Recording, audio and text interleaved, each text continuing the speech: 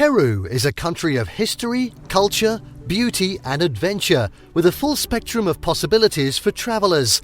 The ancient Inca city of Machu Picchu is one of the highlights of any trip to South America, but there is much more to discover throughout Peru. In this video, we're going to be taking a look at the top 10 rated tourist attractions in Peru.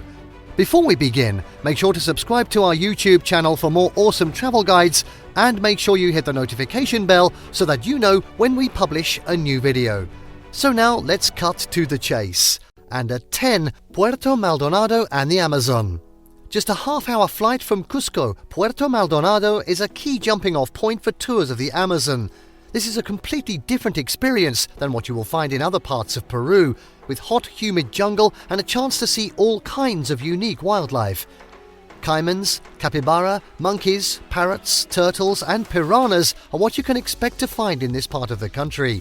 The Reserva Nacional Tombopata and the Parque Nacional Bajoaya Sonene are the two main attractions, and they are well serviced by a number of jungle lodges. The Reserva Nacional Tombopata jungle lodges are approximately a 1-hour boat ride from Puerto Maldonado. Parque Nacional Bajoaya Sonene is across the river from the Parque Nacional Madidi in Bolivia and takes about 4 hours to reach by boat. Tours typically range from a couple of days to week-long adventures.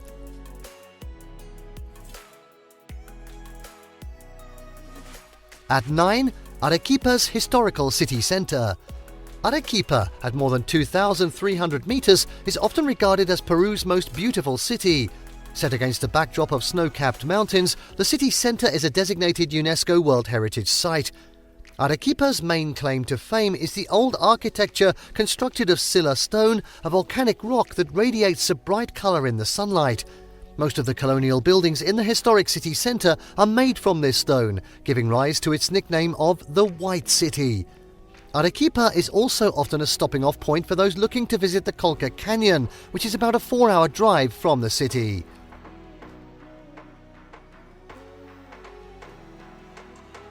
At 8, Ollantaytambo. The ruins and fortress at the beautiful little town of Ollantaytambo should be on your list of places to see when visiting the Sacred Valley. The town is very walkable and fun to explore. Like Pisac, it's home to an excellent assortment of vendors selling handmade handicrafts.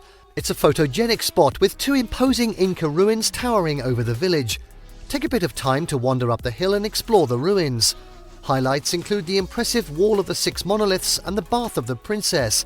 Nearby are the terraces of Pumatilles and the Pinco Luna, an ancient storehouse.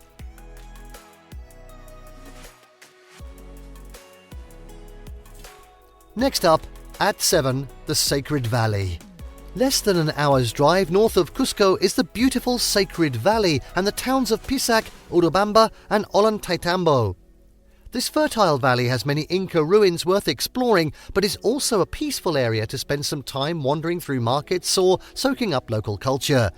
Among the highlights in the valley are the Pisac ruins and the Sunday market in Pisac.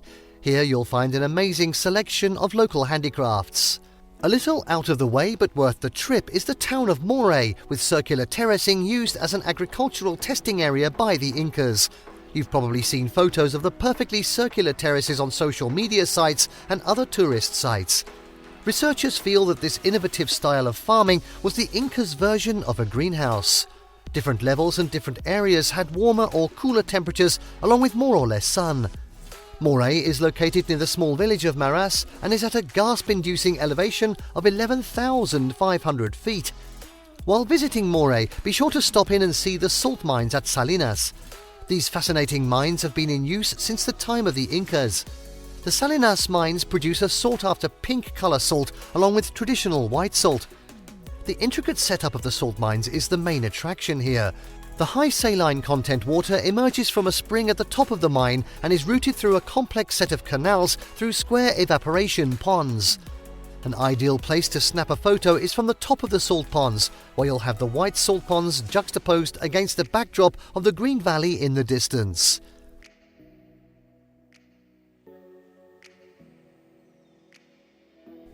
And now at 6, Nazca Lines. The mysterious Nazca Lines are an unusual sight that will leave you with a sense of awe. These huge images on the desert floor were relatively undiscovered until planes flying over the area in the 1920s saw the lines from the air and realized they formed distinct patterns and images. Until that time, there was some recognition of the hillside drawings near Nazca and Paracas, which can be seen from ground level. However, the huge drawings on the flat desert floor are so large that it requires an aerial view to be appreciated. From the air, it is possible to see 70 different plant and animal drawings, as well as hundreds of lines and other geometrical shapes. Some of these lines stretch as long as 10 kilometers, and they are spread over hundreds of square kilometers. Most notable among the figures are a lizard measuring 180 meters long, a condor with a 130-meter wingspan, and several others that include a monkey, hummingbird, killer whale, and spider.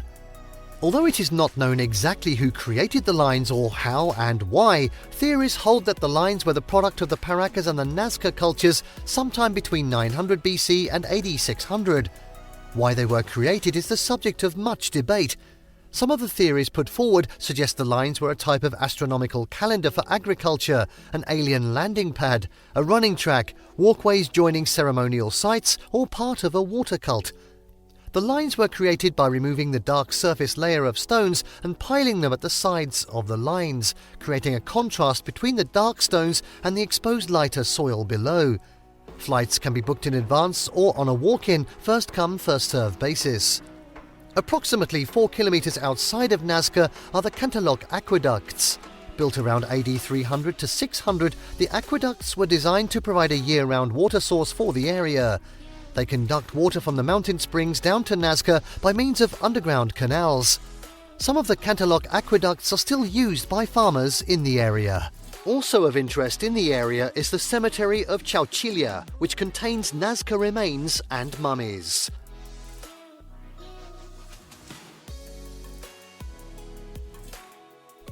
At 5, Colca Cañon.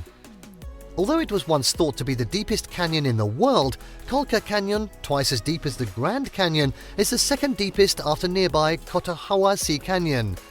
The canyon reaches a depth of 3,400 meters and is the result of a seismic fault between two volcanoes. At the base far below is a winding river. The Colca Canyon area has been inhabited for thousands of years and was home to the Colagua Cabana and eventually the Inca peoples. Stone terracing along the canyon walls dates to AD 800 and is still in use today. The canyon is about a 4-hour drive from Arequipa. Day trips to the canyon are available from Arequipa, but 2 or more days are recommended considering the driving time involved in accessing the canyon. Besides gazing out at the canyon, there are also hot springs, churches, villages and Inca ruins to explore. Condors are also a big attraction in Colca Canyon as they soar past the cliff walls.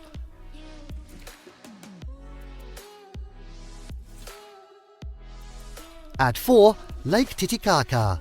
The sparkling blue water of Lake Titicaca is surrounded by rolling hills and traditional small villages.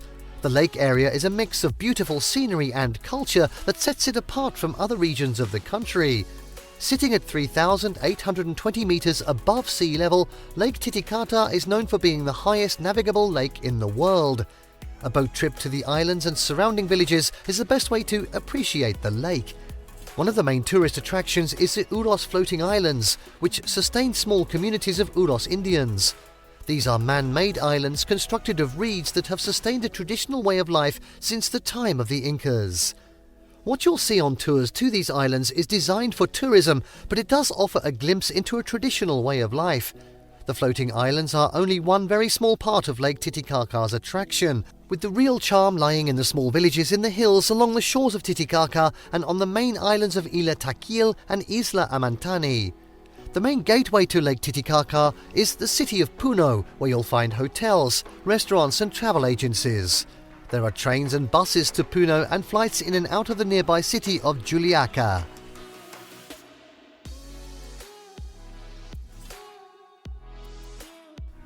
At 3 now, it's Cusco's architectural treasures. Walking through the streets of Cusco is like wandering through a museum, with history built upon history in this UNESCO World Heritage Site. Inca ruins have been used in the foundations of many of the lovely old colonial buildings lining the narrow roads, showcasing the city's long history. The main square, Plaza de Armas, in the city centre is home to the cathedral and La Compañía, two equally impressive structures. The square is also a great place to start a walking tour, grab a meal or people watch during the day. And while there are countless buildings and museums worth visiting, the Church of Santo Domingo, resting on the ruins of the Inca site of Coricancha, is one of Cusco's must-see attractions. And now at 2, the Inca Trail. The famous Inca Trail is a 4-day hike which terminates at Machu Picchu and is regarded by many as the highlight of their trip to Peru. This scenic trail is often more demanding than what many people are expecting, but it's also rewarding and one of the most popular things to do in Peru. A couple of different starting points for the Inca Trail exist, but the traditional 4-day hike begins at km 82 of the Cusco Aguas Calientes rail line. From this point, the trail passes more than 30 Inca ruins and traverses through spectacular scenery. The most difficult portion of the trail is the second day of the hike, not least your legs, with a climb of 1,200 meters in elevation gain and 2 high passes. The hike must be done with an agency and reservations should be booked well in advance, particularly in the high season of June to August. Some agencies offer a shorter version of the hike, which entails either the last 2 days or just the last day of the hike. There are campgrounds at intervals along the trail and one at the base of Machu Picchu. Depending on the type of tour, hikers can either carry their own backpack or have it transported for them. The daily number of hikers and porters on the trail is strictly enforced. And finally, at number 1, it is of course Machu Picchu. Perched high upon a ridge, 300 meters above the Urubamba River, the majestic Inca city of Machu Picchu is one of the most dramatic settings of a ruined city anywhere in the world. Almost as impressive as the ruins themselves is the spectacular backdrop of steep, lush and often cloud-shrouded mountains. Standing near the caretaker's hut, looking out over Machu Picchu, the jungle-covered mountains and the river far below, you can imagine why the Incas chose this place to build their city. Hiram Bingham came across Machu Picchu in 1911 and believed until his death that it was the lost city of the Incas, first documented by Spanish soldiers in the 1500s. However, historians believe the real lost city of the Incas was at Espiritu Pampa, a ruin Bingham knew of but discounted as being insignificant. The journey is also part of the experience of visiting Machu Picchu, whether it's by hiking the Inca Trail or seeing the route by train. In either case, it's impossible not to be inspired by the scenery. Trains leave from Cusco, Ollantaytambo or Urubamba to Aguas Calientes. From Aguas Calientes, the town below Machu Picchu, a bus takes you up to Machu Picchu, about a 20-minute drive along a harrowing switchback road. It is possible to walk up this road to the site, but this is a long uphill climb and not recommended. Oh, and watch the buses. The admission rules are that you must tour with a guide, you must follow a set tour route. You also have to enter the park at a designated time. Be aware that many websites say they sell tickets, but be sure to go to the official site, please. The high season is June to August, but the 2 months on either side of this also see decent weather and can be a good time to visit with fewer crowds.